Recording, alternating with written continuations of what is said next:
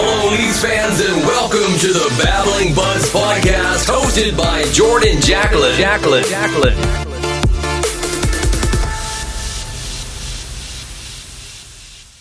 Welcome to the 7th episode of the Babbling Buds Podcast, hosted by yours truly, Jordan Jacklin. A twice-a-week show covering the Toronto Maple Leafs and the NHL as a whole, bringing in a mix of various analytics and the eye test when discussing players and the team. I thank you for joining me today, and to make sure you don't miss out on any future episodes, follow us on Twitter at the Babbling Buds to stay up to date on all news surrounding the show.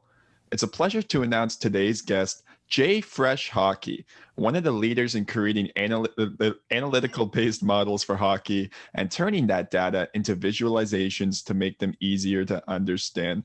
Make sure to follow his Twitter at JFresh Hockey. And my first question to you, Jack, is, do you already regret picking the Tampa Bay Lightning to win their third-round series against the New York Islanders?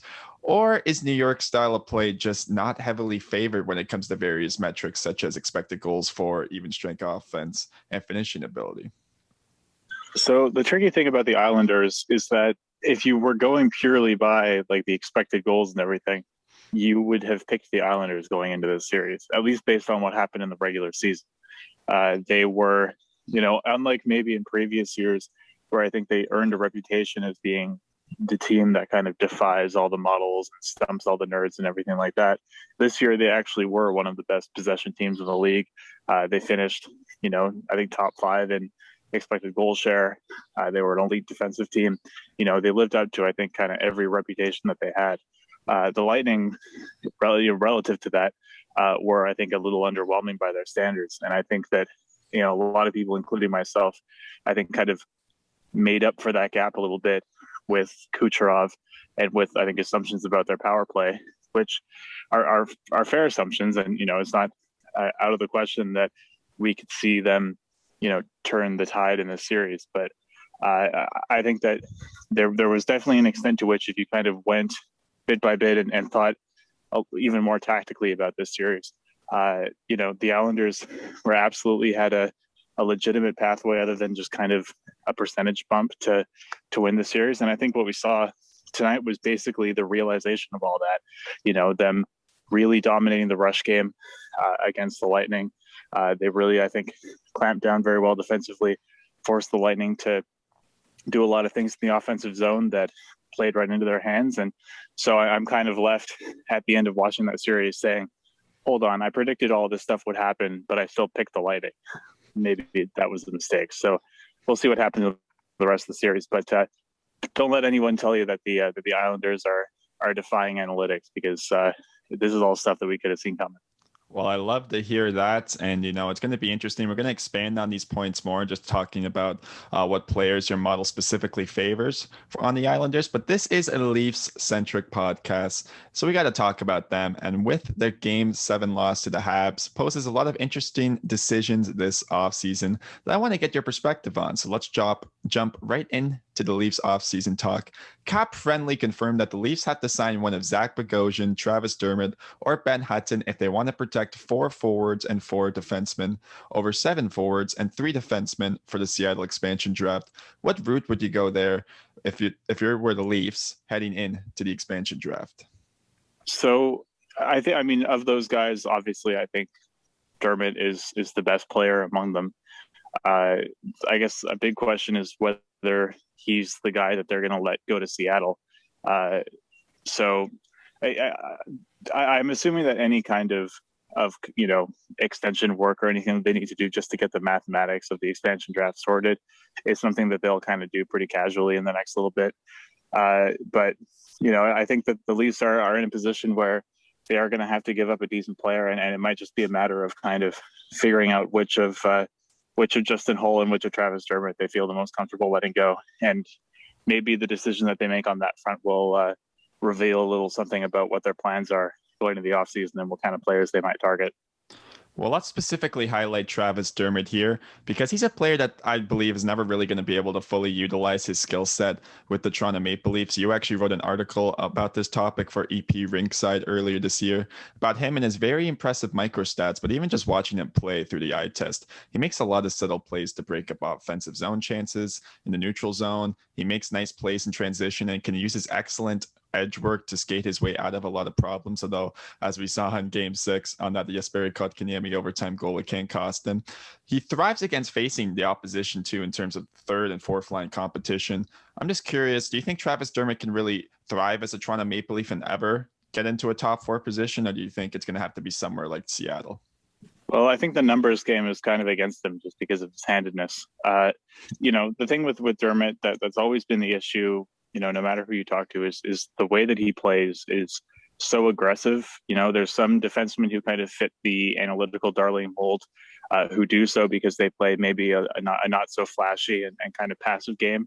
I think Victor Mete defensively is a good example of that, where he is very passive, but he's kind of intelligently passive, where he kind of pushes players or opposing forwards to areas of the ice that are beneficial to the Habs. But Dermott is a really confrontational player, and the result of that is both, like you said, very good overall results analytically, very good microstats in terms of defending the blue line, because he's stepping up at the blue line so often. That means he's stripping the puck away from a lot of his opponents, but it also means that he's going to get burned quite a lot. And I think that is probably something that's turned a lot of Leafs fans against him is, when you're a player like that, the mistakes that you make are going to be really big ones and really visible ones, and ones that in some cases can really put your team into a tough situation, especially in the playoffs. So I could see Dermott being a guy that the Leafs kind of just decide is not necessarily, worth the trouble in a bottom pair role, especially with Rasmus Sandin, I think, taking a more important role in the blue line. And depending on what they feel like they're going to do with Riley, I could totally see them being content to let him just go to Seattle, and we might be able to get a chance to see what he does in an expanded role with an expansion team.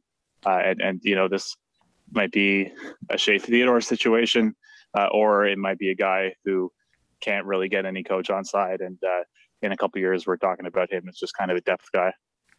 Yeah, it's going to be very interesting to see how his career goes.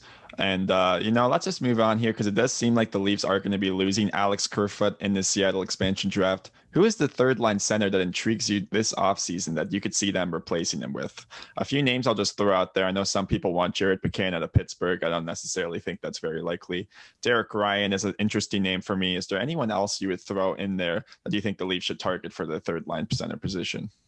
Yeah, I mean, the third line center is kind of a tough thing to sort out because, Jared McCann, I assume the Penguins are going to be happy to just re-sign him.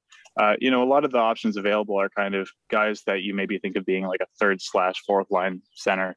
Like Derek Ryan being an example. Like, he is a very strong player analytically, but it's in a purely defensive sense. He's very much in that kind of Riley Nash vibe of a guy who's not going to provide you any offense, but he'll get the job done defensively. So you might want that more in a 4th line spot.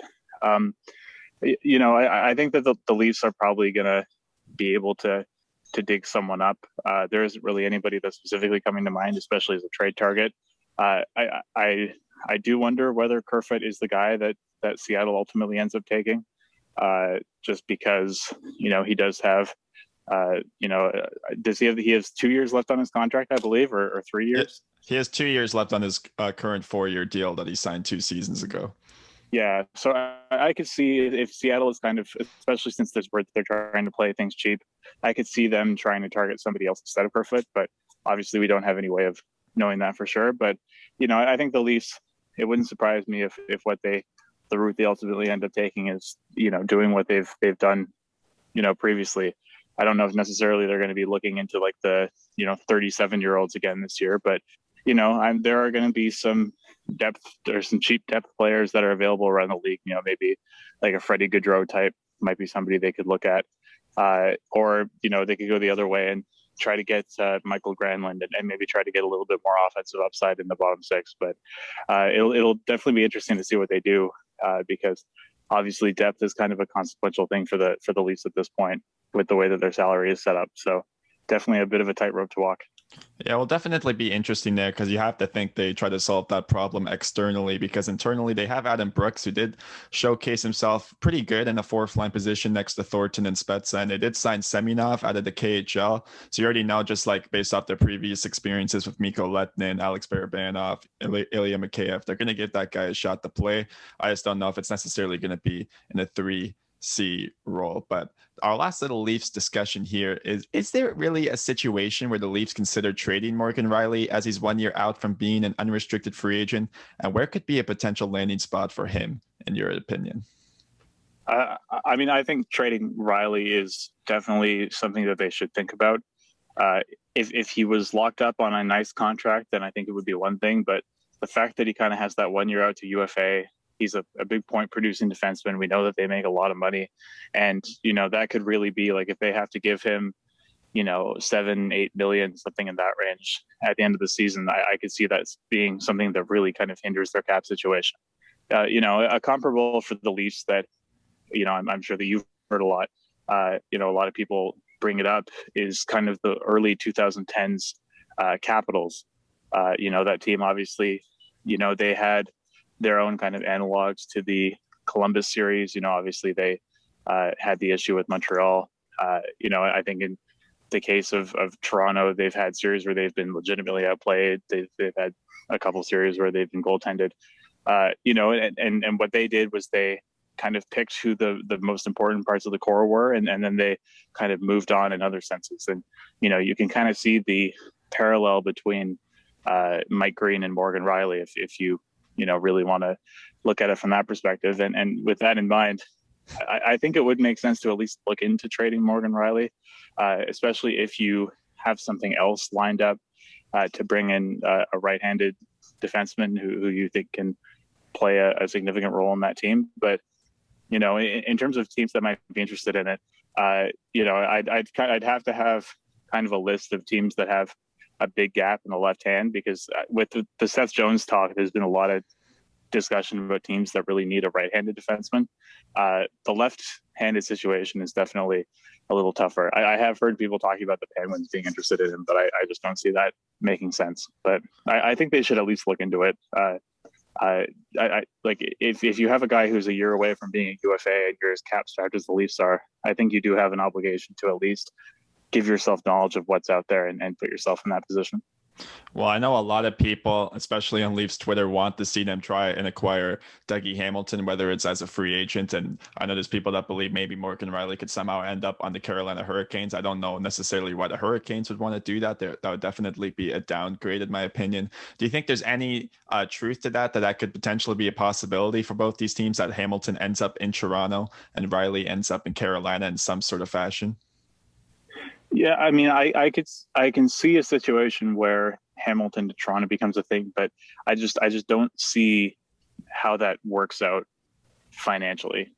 They'd have to do a lot of stuff to make, because Dougie Hamilton, he might be underrated, but he's not so underrated that he's not going to be making upwards of $7 million, probably more than that. So this is a serious roster move that they would be making. I'm a big Dougie Hamilton fan, and even with that, I'd still be a little bit nervous about the possibility of having him, on kind of a 7-year contract at serious money. Just like you kind of have the obligation to be a little worried about that for any player who's, getting on to 30 years old. And, this is a position that the Leafs have kind of put themselves in with John Tavares already, where there's already people who are skeptical about how advisable the Tavares contract was. If you're a team that's kind of strapped up against the cap, building the rest of your roster through unrestricted free agency is not always the best way to go. So I think it makes sense for them to do their due diligence on Hamilton and see if they can get a good price on him. But despite his strong reputation in analytical circles, I do think you kind of have to, take a look at the age and the free agent situation and maybe consider going another route.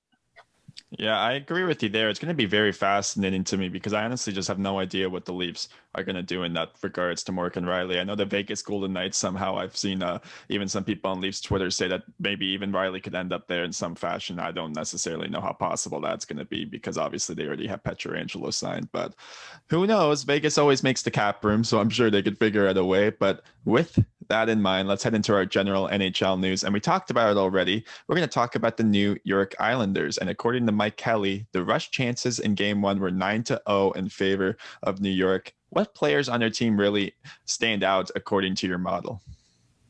Yeah, so the Islanders are kind of, they're a classic team that's more than the sum of their parts, I think would be a good way to put it. Like, they really don't have any players that really stand out as being stars. Even Matthew Barzal, who obviously has, elite talent, he doesn't necessarily translate it into, whether it's point totals or whether it's, gaudy, scoring chance stats or anything like that. They really are kind of a depth, beat you by committee kind of team. The real stars that they have in terms of, analytical results are Adam Pelech and Ryan Pulock, that top pair that has been essentially kind of the anchor of this team since the bubble last year. And the playoff bubble last year was kind of the first time in the Trotz era where this Islanders team had like elite underlying numbers. They were dominating games of 5-on-5 in a way that they hadn't done, even in that first year. And they've just kind of kept it up on there. And if you look at how it breaks down, basically all those gains have happened with Adam Pelech and Ryan Pulock on the ice. Like, they've, as a pairing, just reached a completely new level of dominance. And I think that's a huge part of what the Islanders have been able to do, is relying on those two super steady defensive defensemen. Anybody who's watched them in the playoffs know, like, this is a team that tends to get themselves caught in their own zone, which is, kind of the classic big analytical no-no. We stress puck possession and scoring chance shares and all that. But like you alluded to with that stat, the thing the Islanders do at a very high rate and in a very underrated way is attack off the counter attack. A lot of people think of the Islanders as this really boring team, as this slow team, not super fast skaters on that team. You don't really think of any huge burners they have. But the way the Islanders play, they actually do set themselves up for quite a few rush chances. They're one of the more rush reliant teams in the league. And the reason they do that is that when an opposing team tries to enter the zone against them, they line guys up on the blue line. If they try to enter the zone with possession of the puck, a lot of the times they're going to get stopped, and suddenly you're going to have a numerical advantage for the Islanders the other way. So, in this game, it manifested itself so that the Isles ended up having 9 rush chances, and the Lightning were not able to do anything because as soon as they would try to carry the puck along the blue line, they would have a defenseman or even kind of a center back who was just stopping them from entering the zone. So it really is a situation where when you're playing the Islanders, you basically have to dump it in. And, the Isles have guys who are heavy and strong on the blue line, who are able to win those battles down low and get possession of the puck back. So if you can establish possession against the Islanders, you're probably going to be in their zone for a long time. And the Lightning are a team that really likes to cycle, really likes to generate shots from the point. We're probably going to see a whole lot of extended zone time for the Lightning. But if the Islanders can win the rush battle as much as they did tonight, this would be basically the Lightning playing into their hand completely. And we could see the Islanders really make a good push here to make it to the Cup final.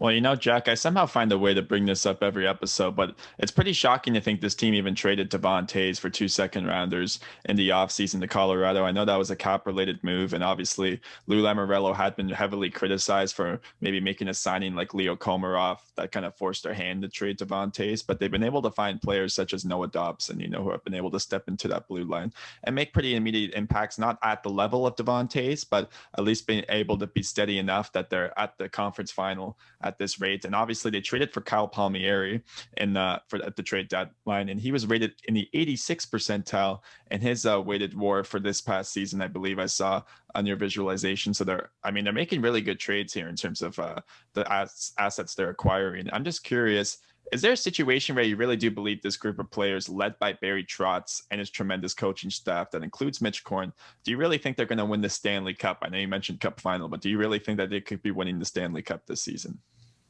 I think they could, and I get that that's kind of a cop-out answer because, at this point, 4 teams that could win the Cup. Yeah, who knows, but, right? I think that the way that this team was constructed, obviously there are points that have been pretty heavily criticized, and I think validly criticized. There are a lot of decisions that Lou Lamoriello has made. I think trading Devon Toews for that return, I think was one of them. And his hand got forced on that Devon Toews trade by all the other contracts that he had given up and kind of, filled up his cap space with. But when people talk about, especially a lot of Leafs fans talk about Lou Lamoriello being this horrible GM who has made bad roster move after bad roster move with the Islanders, and they just keep winning. I think that the strength that Lou Lamoriello had as a GM was in kind of building up the organization, not in terms of player personnel, but kind of in terms of stature and reputation, to the point where he was able to get Barry Trotz to leave a Washington team that had just won the Stanley Cup to join an Islanders team playing out of a crappy old building that had just lost its franchise player. There's no other GM, I don't think, in the league that would have been able to convince Barry Trotz to jump to that situation. And I think Mitch Korn is another example of once you have Lou Lamoriello in the organization, I think that adds a lot of credibility to what you're doing. And so a guy like Mitch Korn and the Leafs, I think it was like the Marlies goalie coach, also hopped onto the Islanders, and he's been a huge part of that too. So, you kind of make your own situation where Trotz has been able to implement a system that, especially in the past calendar year, has really been able to come together and turn this team into something of a powerhouse, which it definitely wouldn't have been otherwise, and definitely doesn't look like on paper. So, I think that we can definitely criticize roster moves that he's made, but I think overall, this is just one situation where you get a sense that, it's not just about stacking up a pile of players that have, good numbers or a good eye test together. It really is about kind of putting together an organization that serves the system and that can play properly the system that it's coached in. And, these are the results. And it wouldn't surprise me at all to see the Islanders win the Cup this year. And considering how their roster looks on paper and how they were projected at the beginning of the season, I think that's a pretty impressive feat by Trotz. No, I agree with all the points that you're making there, especially the point that, Lou Lamoriello just kind of garners respect across the league. Even Jim Hiller, former Leafs assistant coach, did go to the Islanders to join Trotz's coaching staff there. So, they obviously love Lamoriello, whether it's that's why he acquires all his former players like Palmieri or Zajac, as we've seen. And they all want to play for this guy, and they want to play for Trotz as well. It's definitely going to be interesting to see how this team performs in the remainder of these Stanley Cup playoffs. But another team that's still in it, the Montreal Canadiens, and they are currently ranked first out of the remaining 4 teams by 5v5 expected goals for percentage, according to Top Down Hockey's model. Why do the Habs consistently rank so high in this metric? And will it be enough to face the Golden Knights, who rank just 0.5% off the Canadiens at 53.1%? Yeah, I mean, the Habs have been a very strong 5-on-5 team for the past couple of years. Sometimes they don't necessarily get the goals to match up with it. Sometimes the goaltending falters, but for the most part, the Habs have been very good at generating scoring chances on a pretty consistent basis. There are flaws in the way that they play. A lot of, they don't really possess the puck within the zone very well. There's a lot of one and done chances. You can pick apart issues with the way that they play, but, the ultimate result of it is you have a team where their biggest issue in the past couple of seasons has been goaltending and special teams. And in the playoffs, we've seen this team get the goaltending. Obviously, Carey Price has been the best goalie in the playoffs so far, and their penalty kill has been exceptional as well. And so you take this team that really their main issue was that they weren't able to translate, good 5-on-5 play into results because they weren't able to get the goaltending and the special teams play to match up with it. And suddenly they're getting some of that, like the they were able to hold on against the Leafs. They lost those 3 games against Toronto where Toronto dominated them. But they won 4 games that were basically a toss-up. And I think that there's a lot to be said for that. And a lot of that comes down to goaltending. But, ultimately your goalie is part of your team, and you got to give them credit for that. And then they walk into Winnipeg, and, yes, Winnipeg was one of the weakest playoff teams that we've seen in a while, especially in the second round.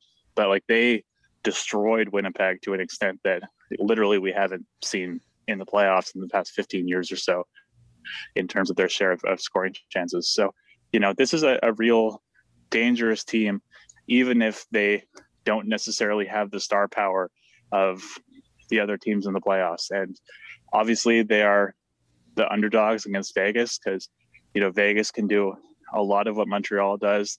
They play in a similar way to Montreal. The difference for them being that they do have that star power in Mark Stone and Max Pacioretty to really kind of dig in on the power play and take over games. But, I would definitely favor Vegas in this series. But, I mean, especially with the way that Price has been playing, it's not out of the question that we could be seeing a Cinderella run taking them to the Cup final. Yeah, it's definitely going to be interesting for sure in terms of, this team even added Cole Caulfield at the end of last season. I know there's not enough of a sample size to garner necessarily the micro stats. I don't know if you've looked into that at all, and he hasn't even necessarily been their goal scorer. He's been an elite playmaker, actually, assisting on that Tyler Toffoli overtime winner to send them to the conference finals. I'm also curious, we got to talk about the man that runs the show in Montreal, and that is Marc Bergevin, who is rumored to sign a 3-year lucrative deal to stay with the Habs. What do you think of that potential decision there? Well, I think for most of the Habs fans that I know are kind of hoping that they can win the Cup so that the cost of that would be worth it. I don't think that Marc Bergevin is the worst general manager in the league, but I also don't think he's one of the better ones. I think that a lot of the decisions that he's made have had some, decent consequences and might make this team kind of struggle to continue to contend after this season. But at the same time too, this is a results driven league, and it's not surprising to me that he's finding himself in this position with the Habs making the conference final. But, I don't think that this Habs team is necessarily bound to be a perpetual contender. Even with the young players coming in, I think that they've saddled their cap with a lot of, not great players, especially on the blue line. But, he made some decisions this year that were ridiculed at the time, and I think have pretty well paid off. I remember plenty of Leafs fans making fun of the Perry acquisition while holding up Wayne Simmons. And, I think not a lot of people would deny that Perry was more of a factor than Simmons was in the first round and since then.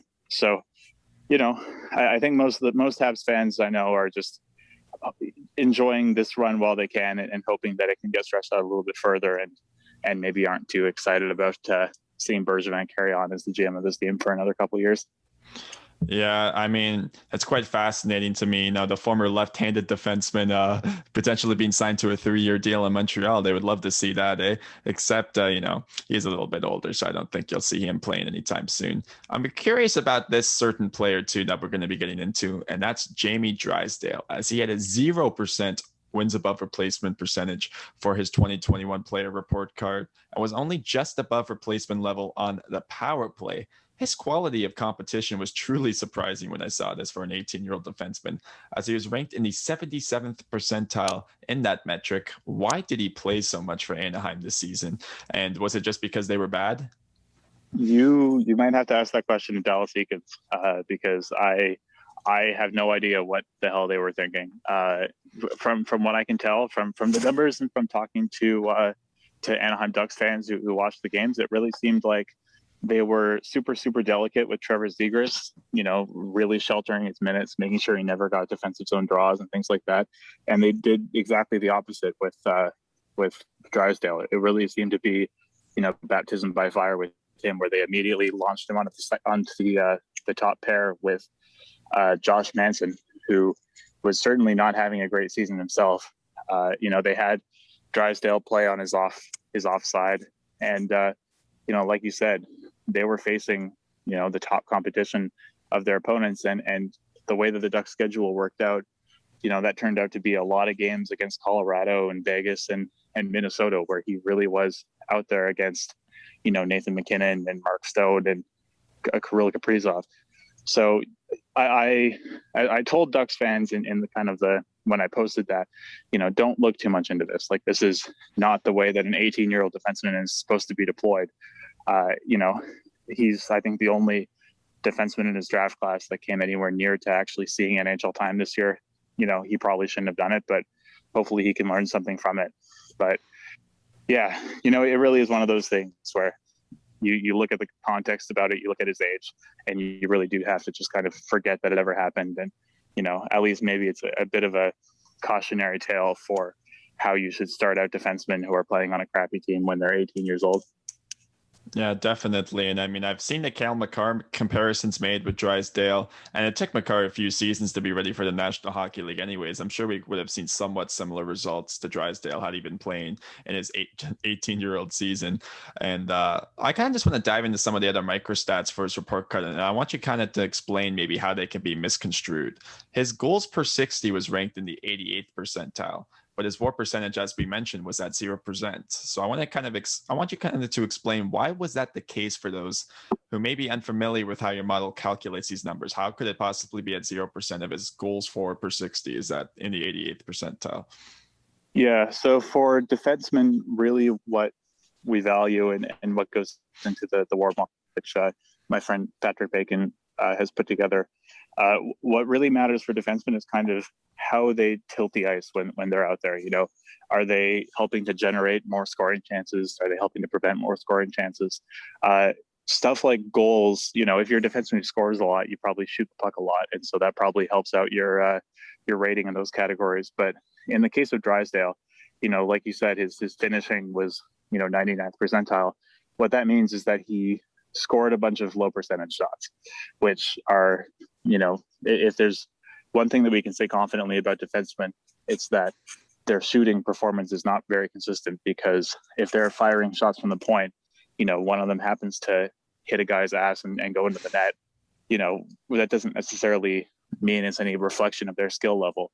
It's one thing for forwards where they're generally taking higher percentage shots so we can get a good sense of how well they're converting on their chances. But in the case of a defenseman, there's just so much randomness and variability involved that we really don't value it that much.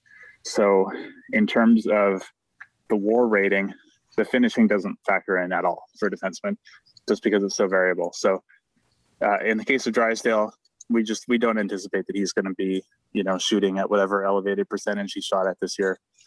Next year, and what we care about more is how he was performing in terms of tilting the ice when he was out there. And he had, I believe, the worst scoring chance share in the league this season in the minutes that he was playing. And even when you adjust those for kind of the other factors of who he was playing with and his competition and all that stuff, he still grades out the worst. So it's a matter of what you kind of value and measure in defensemen. But obviously in this case, you also want to apply kind of the context to it as well to make sure that you're not, just dunking on an 18-year-old kid who got put in a pretty bad spot. Yeah, definitely. And you have to hope that he improves there. And I'm glad you could provide an explanation on that, just for those who might be unfamiliar with how that works. And we got to talk about this because I'm sure this will be fun. Seth Jones, who's been such a polarizing player the past few years and is at the center of the eye test versus analytics debate. We went into depth on my Sabres podcast on this topic, but now we know he's very likely to leave Columbus in the offseason. In your opinion, what should his market value be, and which teams really should be targeting him, in your opinion? Well, I mean, the thing is, what should his market value be he should be valued as a number one defenseman who's going to be available for anywhere between $3 million and $5.5 million, depending on if Columbus decides to retain. In terms of his market value, that's what they should get for him. And I think that they should, in a flat cap scenario, be able to get a pretty decent sized haul for him. How I personally would evaluate him as a defenseman, I think, is very different from that. I wrote a pretty lengthy and pretty extensive piece on him last summer. I updated it for the kind of compilation book that I released last December. I think that he is a very talented player who does a whole lot of very impressive things that don't really add up to results when he's out there. I think that he's a guy that a kind of generalized eye test will tend to overrate, and the things that really stand out when you watch a game are the things he does well, and it's kind of the subtle things that are missing from his game and that limit the impact that he's able to have on the ice overall. That is obviously a minority opinion in the hockey world, no question. And I think the Blue Jackets should be able to get a return that's in line with the fact that that's a total minority opinion. In terms of teams that should be interested in him, again, like, I don't think that he's going to be worth the price that anybody pays for him. So I hesitate to say X teams should be interested in him. The teams that I would expect to be interested in him are Vancouver, for sure. A lot depends on whether he's willing to go to Canada. There's been rumors that he's not into the idea of going to Canada, but I could see maybe that changing depending on how circumstances go. But I think Vancouver would be a reasonable place to expect to make a good offer for him, considering their needs at right defense for a guy to play with Quinn Hughes, and the cap space they have opening up next summer. I think that Philadelphia, I've heard quite a bit about that. They really want a kind of long-term guy to play next to Ivan Provorov. And, I think Provorov is a guy who kind of fits a lot of the same eye test versus analytics culture wars as Jones does. So it would be fitting to see them together. I guess the question would be whether the Jackets want to trade him within the division. And then, one team that I have kind of constantly speculated about that has the same question mark around it as Vancouver is Toronto, because, Jones, we know that Dubas likes him.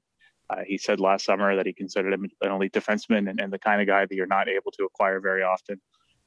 We know that, especially if Columbus is willing to retain, which people are saying that they're not going to. I really don't see why they wouldn't, just to maximize any ounce of value they can get out of the trade. If they retained full 50% on him, there's a $2.7 million player for a guy who, Dubas and most of the hockey world consider to be an elite number one defenseman. I could see the Leafs being a team that would be very interested in him. I don't know if they'd be able to move for him or what his price would be, but that's a big question mark as well. But, the real kind of fundamental thing is that if 1 year of Jones is available, every team in the league is basically going to be, every team in the league that is trying to win next year is probably going to be interested in that. So I hope for the Jackets' sake that they're able to get a good return on him, because I think that they've been put into an uncomfortable situation here. I think they probably should have traded him a couple months ago at the deadline. I argued that at the time, but there really are, you could kind of talk yourself into, half the league being realistic suitors for him. So it will be interesting. Well, I was going to say, Jack, your last point there kind of concerns me, because on the contrary, which team shouldn't be looking to acquire him? Because the one in my mind was a team that wears the colors blue and white, that has a maple leaf on their crest, the Toronto Maple Leafs. Because obviously, after that Game 7 loss, people were trying to say that Mitch Marner should be traded for Seth Jones. That would just be ridiculous. The Leafs' defensive issues, were very little displayed in this series. They're a very strong defensive team. Obviously, we saw TJ Brody, I believe, according to your model, was, I think, in the 95th percentile in even strength defense. He was such a fantastic addition for them. Jake Muzzin is very strong there as well. I really don't think they need to change their decor really at all, besides the fact that probably Travis Dermot won't be back. And if you're trading Mitch Marner, who I obviously know didn't perform up to expectation, I just think you'd be really taking a step back there. And do you see I just don't know. Do you see a world? Do it. Yeah. I certainly wouldn't do it if I was the Leafs, but again, you just kind of have to, all the speculation with the Leafs is that they're going to make a really big move. You hear like Chris Johnson and people kind of dropping tantalizing hints about players like, somebody from an American team that didn't make the playoffs who has 1 year left on his contract, blah, blah, blah. And, you are tempted a bit to add things up. So, I do feel like Jones theoretically would be the number one guy on the list for the Leafs if they were looking for a number one defenseman. Like you said, the Leafs have been said to have interest in Hamilton. So if that is the case, then they are out shopping for a number one right-handed defenseman. So I guess we'll see. But, obviously I think we're on the same page in terms of, if I were Kyle Dubas, that definitely isn't the move that I would be making. Yeah, I mean, it's going to be very fascinating to see what happens there. The last question I have for you before we head into our 3 NHL predictions is, which player produced the most surprising results this season according to your model? What was like a funny player that like had like just a bizarre stats line for you according to the microstats and his final WAR percentage rating? That is a good question. I think, well, I mean, the obvious answer right away would be Cody Ceci, who, you know, he wasn't stellar by any means, but he definitely wasn't anything like what most people would have expected him to be coming into the year. I think with the Leafs, he definitely got a pretty raw deal because his lack of puck skills and his lack of offense really didn't jive very well with him being on that top pairing where he was having to handle the puck and he was on the ice so often with the Leafs top forwards. You know, I think sliding down to, you know, a top 4 or top 6 role with the Penguins, he was perfectly fine. You know, he wasn't a huge liability or anything like that. He didn't have to handle the puck that much. I think he just got the job done okay. So it was pretty funny to see, you know, a list of players that he was outperforming, you know, just because he had been such a running joke for so long. So Cody Ceci is definitely a pretty funny one for me. Another one, you know, I guess 2 guys that you could point at and, you know, say that it was kind of predictable what happened to them. But, you know, I think there were a lot of people who were down on these players were Jack Hughes and Capo Caco. I think both took a step forward, although I think they took step forwards in different ways. You know, Hughes really upped his 2-way game. I think he became a lot more effective player in terms of possessing the puck. There wasn't nearly as much kind of walking into traffic and then giving the puck up as soon as he enters the zone. I think he became a much smarter player, and it will be interesting to see how the Devils are kind of able to hopefully surround him with guys who can take better opportunity of the chances that he gives them. And then in Kakko's case, you know, I was super down on Kakko's rookie season, which analytically was the worst season ever, basically, since 2007 at least, by those metrics.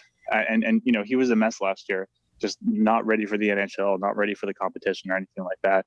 And this year, I thought he completely transformed his game, became a really effective complementary player. You know, just really hardworking forechecker, very good defensive play. You know, really kind of turned the corner. And now, I think even if he's not necessarily going to be a superstar, or at least maybe doesn't seem like that's the kind of player that he's going to be, at least I can see him being a very effective kind of second line or even first line complementary player. So those are 2 guys who the analytics were very harsh to last season, who I think turned it around in a pretty impressive way.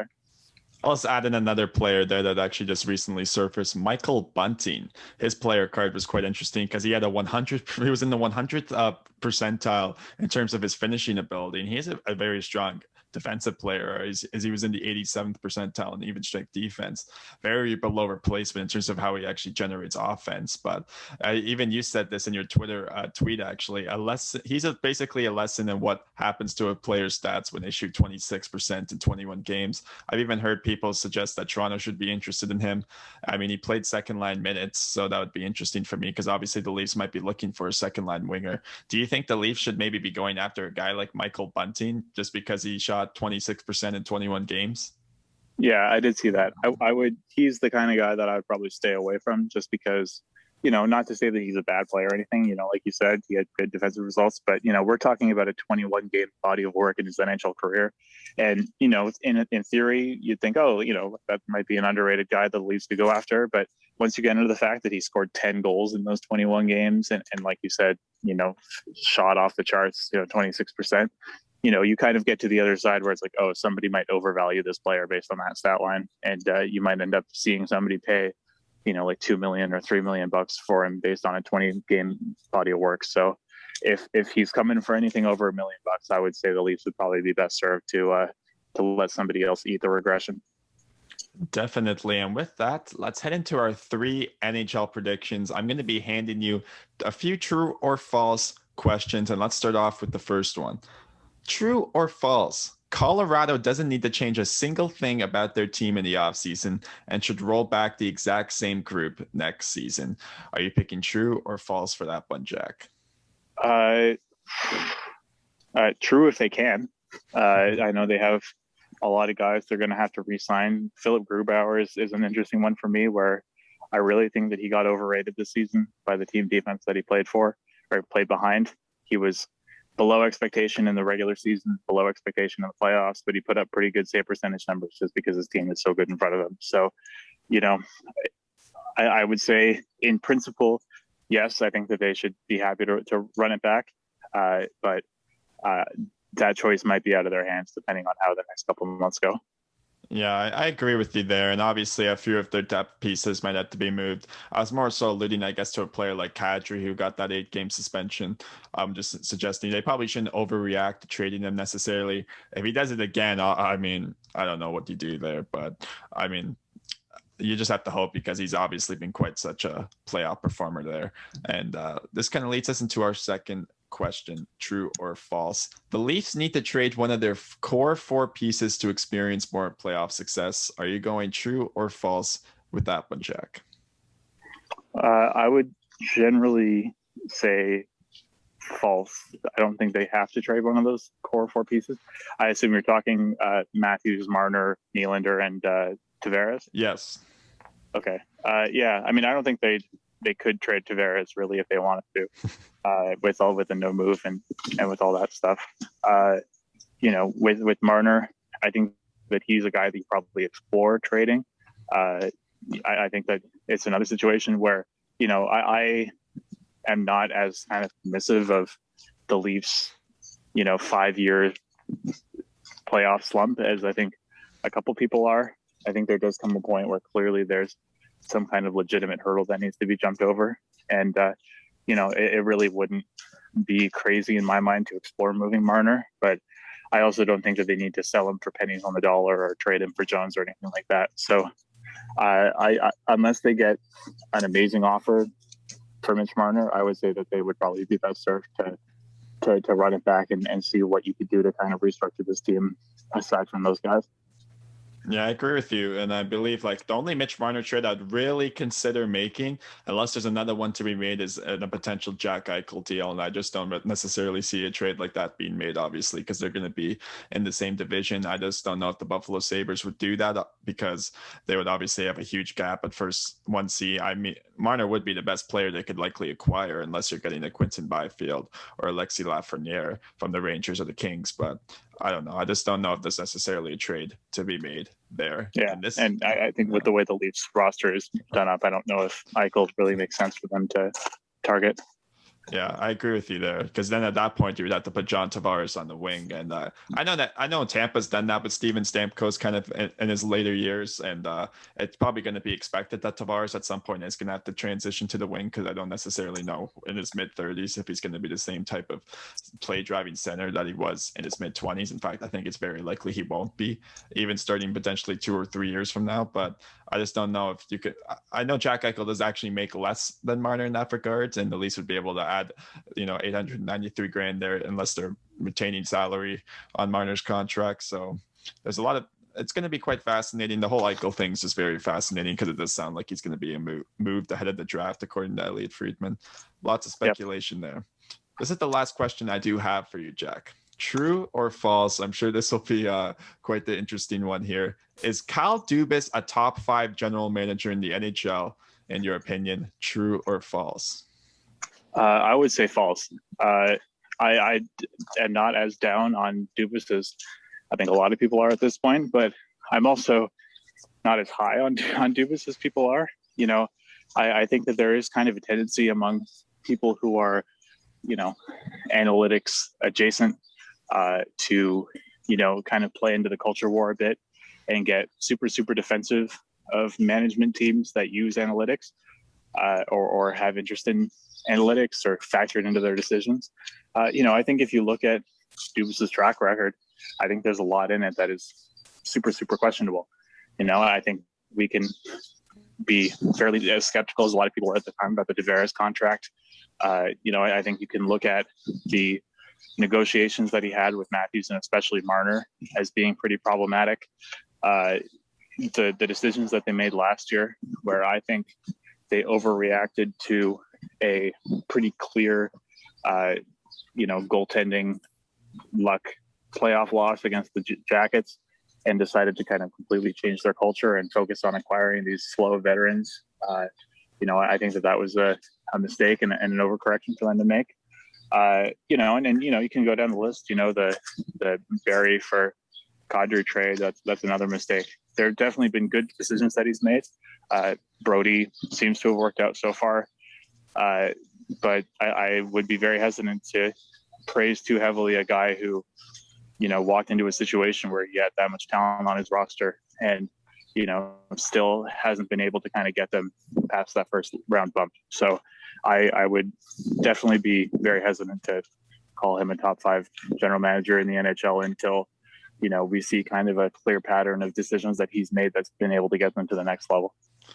Well, this has kind of been talked about by probably really only a minority of Leafs fans, but Kyle Dubas isn't even, in my opinion, an analytics GM. It's not like he's building models necessarily on his own. He grew up in the game of hockey, started off as a scout, and eventually that led to him just progressing more and more into the management type positions. And he's obviously favors analytics. He favors a lot of his internal analytics. And I mean, in terms of the Cody Ceci comments he made last year, that ended up not looking too bad after all, looking at his results in Pittsburgh, although obviously his results in Toronto weren't amazing, although they were better than probably the public perception of him was. But the whole discourse around Dubas is going to be very fascinating, because if he can't do it next year and the Leafs have the exact same results, it's very likely, it's pretty hard to think he's coming back at that point, or his job will be very much on the line if he can't get the team past the first round, for sure. Yeah, I think it's dishonest to handle him with kids' gloves just because he does pay lip service to and integrate analytics into decision making a bit, because you have to be just as fair with him as people were with John Chayka, for example, who I think is on the similar level of kind of analytics GM in terms of his reputation and his track record. And, people were super critical of him on his way out. Dubas, I think, got a little bit of a pass just because the Leafs are a good team. But I think that it's kind of getting to the point where you have to look at the embarrassment of riches that he's had at his disposal.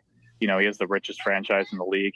He has all these resources behind him and everything. And, it really is kind of a put up or shut up situation. So if the Leafs are going to be stuck in this kind of purgatory scenario for the next couple of years, then it really is hard to give them that much credit. I would agree with you. Yeah. And we've all kind of mentioned this too, but it's quite clear Taylor Hall probably should have been the player they acquired. I mean, even me, I tried to make the case that Nick Foligno wasn't a bad deadline acquisition. I mean, I think I saw in terms of like his forward checking ability, in terms of various stats, he ranked like in the top 10 for puck retrievals when forward checking or something along those lines. And obviously a very great defensive player, but when you're putting him into a top 6 role, you kind of expect more of him. And I understand he was injured, and it is believed now that he had a back injury, but when you're acquiring a player that plays Foligno's type of game, he's very susceptible to get injured, and you're paying the first and 2 fourth round picks for him. He's what, 33, I think. So yeah, yes.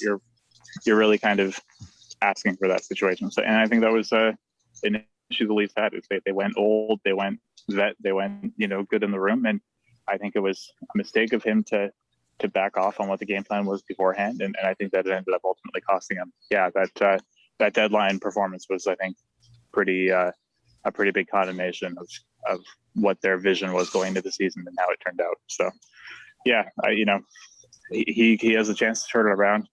Like I said, the Leafs have the most resources at their disposal of any team in the league. So, he's got to be able to make the most of it and really kind of pinpoint some good acquisitions this year, because I think that we're looking at a couple off seasons in a row where he's maybe not made the best decisions. And what I'll give Dubas credit is he is at least willing to adapt, as we saw last offseason in terms of the lead. I think we're very much going to see a different direction this offseason from him, where he tries to go maybe the more Colorado route to just acquiring the best players that are available. Like, I mean, that's probably what you should be doing every offseason. I don't think you should be straying away from that. But Kyle Dubas is a general manager, in my opinion, that very much will adapt his approach to, you know, how he's acquiring players. I mean, his player evaluation is very good, in my opinion, but I'm sure he values Taylor Hall more than Nick Foligno. He just wanted that specific need.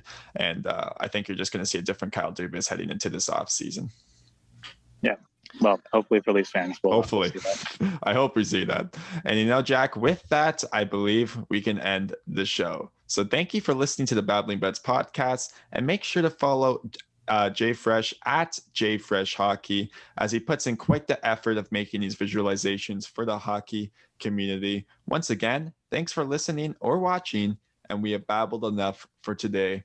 Until next time.